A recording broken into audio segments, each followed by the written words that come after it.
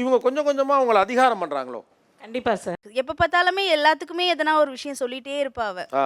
Insist பண்ணிட்டே ஐ மீன் இருப்பா. Correct பண்ணிட்டே இருக்க ட்ரை கரெக்ட் பண்றாங்க. பண்ணிட்டே இருப்பா. சார் ரொம்ப சத்தமா பேசக்கூடாது சார். ஈவன் சாப்பிட்றது கூட ஏதாவது ஹோட்டல்லாம் போகும்போது இப்படி தான் பொறுமையா அப்படி சாப்பிடணும் அப்படின்றது.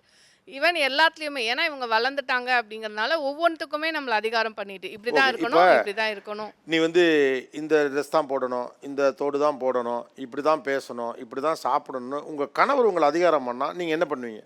இப்படி தான் நாங்கள் வளர்ந்தோம் இப்படி தான் நாங்கள் இருப்போம்னு சொல்லுவோம். அப்படின்னு கணவர்கிட்டே சொல்லிடுவீங்க இல்லையா?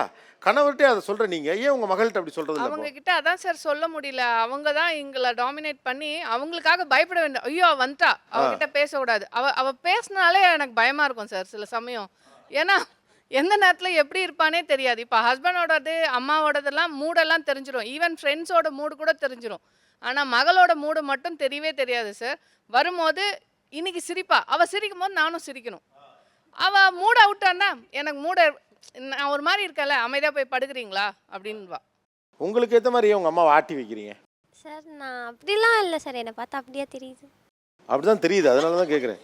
இப்போது இங்கே நம்ம ஒரு ரயில்வே ஸ்டேஷனில் நின்னா கூட அங்கே சவுண்டாக பேசாதீங்க அப்படின்ற அந்த மாதிரி ஒரு விஷயத்தை தான் நாங்கள் வந்து சொல்கிறோமே தவிர அவங்கள ஃபுல்லாக டாமினேட் பண்ணுறது ஏன் அந்த சவுண்டா மாதிரிலாம் பேசக்கூடாது பண்ணல ரயில்வே சார். ஸ்டேஷன்ல?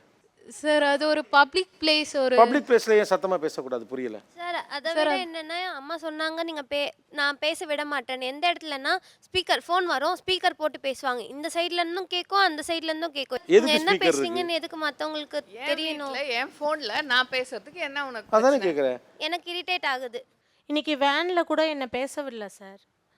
வேனில் ஏறினேன், ஃபோன் வந்துச்சு, பேசியிருக்கேன். ஏன் இவ்வளோ சவுண்டாக பேசுகிறேன்? அமைதியாக பேசு, அமைதியாக பேசு, என்னை அமைதியாக பேச சொன்னான் சார். இப்போ சாப்பிட்டோம் சார். சாப்பிடும் போது அந்த மோர் சாதம் சாப்பிட்டேன் சார். மோர் சாதம் கொஞ்சம் மோர் இருந்ததில்ல சார், இப்படி குடித்தேன். ம். அப்போ தான் சார் போட்டேன் கொஞ்சம் சாப்பாடு இப்படி குடித்தேன். அம்மா சாப்பிட்றது போதும் நிறுத்திடுங்க. ஏன் நான் சாப்பிட்றது போதும்னு இவன் நிறுத்த சொல்கிறானா? சத்தம் கேட்குதுமா மோர் சாதம் குடிக்கிறது அப்படின்னா எனக்கு ரொம்ப கஷ்டம். ஒரு மனுஷர் இயல்பா இருக்க ட்ரை பண்றாங்க. நீங்க டெக்கோரம்னு நீங்க எதை பழகி இருக்கீங்களோ அதை எல்லாத்தையும் அவங்க மேலே அப்ளை பண்றீங்க. ரெண்டாவது சைலண்டா இருக்க சொல்றீங்களா? அந்த ஆட்டிடியூட் எனக்கு புரியல.